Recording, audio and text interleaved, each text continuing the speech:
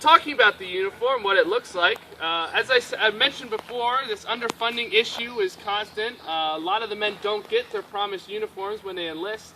But if they were to get it, it would look something like I'm wearing today. This is kind of the ideal. Again, remind yourselves that this is not how they all looked.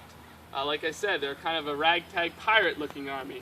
But if they would, it would be a linen undershirt, a wool coat, wool knee breeches, socks or stockings, and then those straight-cut shoes, along with those leather accoutrements and your hopeful firearm, as well as a hat of some sort. And I can tell you the most uncomfortable part of the uniform is those straight-cut shoes. There's no left or right, and so the soldiers would have to pick, this is going to be your left, and that's going to be your right, and hopefully they'd break in. Obviously, there's very little traction as well. You got to think of their campaign. They're traveling all the way from Virginia through the mountains here while building a road at the same time. So these guys are, going through a lot with some uncomfortable shoes, I can tell you that for sure.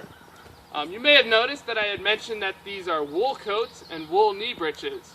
And I think the number one question I get out here is, boy, aren't you hot in those clothing? And obviously the answer is yes, it does get very hot. But you have to have the right perspective as well about their enlistment contract. It's for a whole year of service. And so these guys need something that would be suitable in not only the summer, but also the fall, winter, and spring, where it gets very chilly out here in the southwestern part of Pennsylvania. I know this last winter we had a pretty rough one with the snow, and so these guys would have needed heavy material to keep them warm, not freezing to death. So you have to think of that.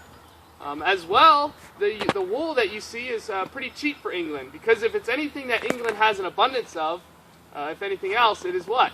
What makes wool? Sheep, that's right. That's pretty much all they have over on that island over there. And so it's easy for them to mass produce that wool uniform for the troops. Going to the color of the uniforms, a popular myth on the British regiment is that they'd wear and issue the color red because it would hide the color of blood, kind of seeming like the enemy is never being demoralized or never being wounded because you never know if they're being injured. That's not true. The real reason is because the color dye, the color red, is the cheapest. Again, armies are expensive and local assemblies and kings are cheap. And so they issue that cheapest color to the army because it's the most cost-effective way to do it.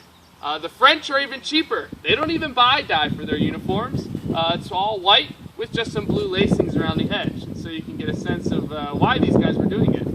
You may ask why such bright colors for these uniforms. If you look at our military today, what are they wearing? I heard someone say it back there. Camo. Camo, that's right. They're trying to blend in as much as possible to their environment.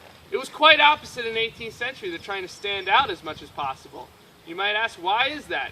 Well, first reason, if you've ever shot black powder, what comes out of the muzzle and it's really smelly and stinky and it's hard to see through?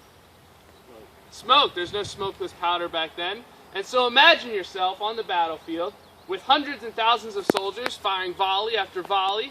It quickly becomes very foggy. It's very hard to see. I like to call it the fog of war. And so back then they don't have any modern conveniences like cell phones, radios, walkie-talkies. These guys had to use their eyes, look through that fog of war, and quickly identify where their troops are on the field.